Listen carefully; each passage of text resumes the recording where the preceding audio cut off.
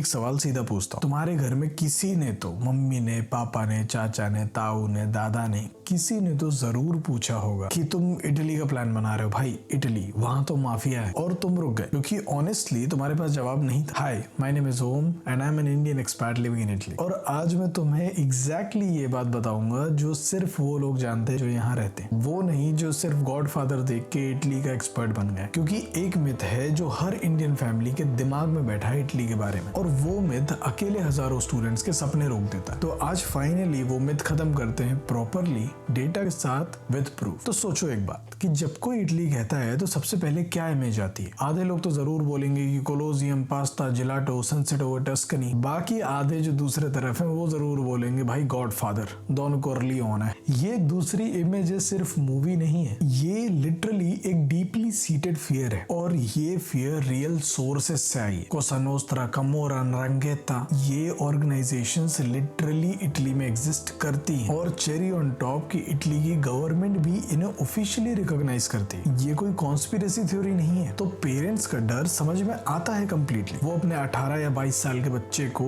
एक ऐसी कंट्री में भेज रहे हैं जहां ऑर्गेनाइज्ड क्राइम एक डॉक्यूमेंटेड रियलिटी है। ये जेन्युइन कंसर्न है, ये उनका प्यार है। और ऑनेस्टली अगर तुम मूवीज और सिर्फ न्यूज देखो तो ये और भी ज्यादा डार्क है। इटली 1980s और 1990s के टाइम में जेन्युइनली बहुत डेंजरस था। अन्नी दी पियोम्बो, द ईयर्स ऑफ लीड में जेन्युइनली बॉम्बिंग्स हुई थी, जजेस और पॉलिटिशियंस का असैसिनेशन भी हुआ। कोसा नोस्ट्रा ने पूरे स्टेट से एक ओपन वॉर किया था। 1992 में जोवानी फाल्कोने, इटली की एक मोस्ट फेमस एंटी माफिया जज, उन्हें एक मैसिव बॉम्ब से मार दिया गया। और तो और 500 से ज्यादा माफिया रिलेटेड मर्डर्स एक साल में हुए। वो रियल था और वो बहुत डार्क था, और वो सब इटली की हिस्ट्री का एक ब्रूटल चैप्टर है। तो अगर तुम्हारे पेरेंट्स ने 90s के टाइम पे इटली के बारे में कुछ भी सुना या पढ़ा तो उनका रिएक्शन बहुत जेन्युइन, क्योंकि वो डेटा रियल था उस टाइम। लेकिन आज हमें ये बात और समझनी पड़ेगी कि वो चीज बहुत ज्यादा पास्ट में निकल गई है। वो डेटा 30 साल पुराना, और चीजें बहुत बदल चुकी हैं। और इसकी बात करें तो यहाँ सब कुछ बदल जाता है। 2024 में पूरे इटली में माफिया एट्रीब्यूटेड होमिसाइड्स की ऑफिशियल काउंट थी 15। एक साल में पूरे देश में 7 करोड़ की पॉपुलेशन में सिर्फ 15। कंपैरिजन के लिए इंडिया में 80 मर्डर होते हैं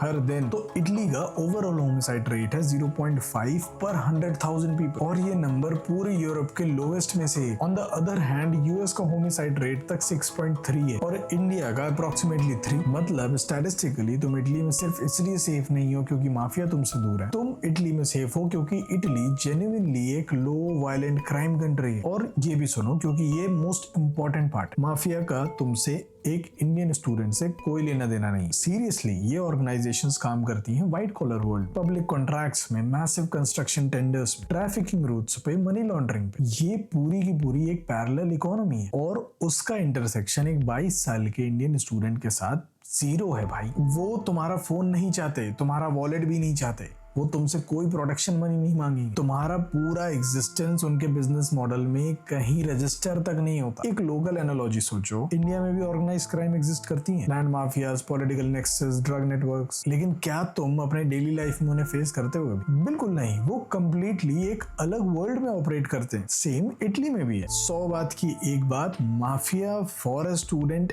is a myth, not because it doesn't exist but because it has nothing to do with your life. तो तुम अगर यहाँ तक ये वीडियो देख रहे हो और तुम्हारे पेरेंट्स इस बात को सुन रहे हैं, तो अपनी वो 30 साल पुरानी इमेज को रिप्लेस करो।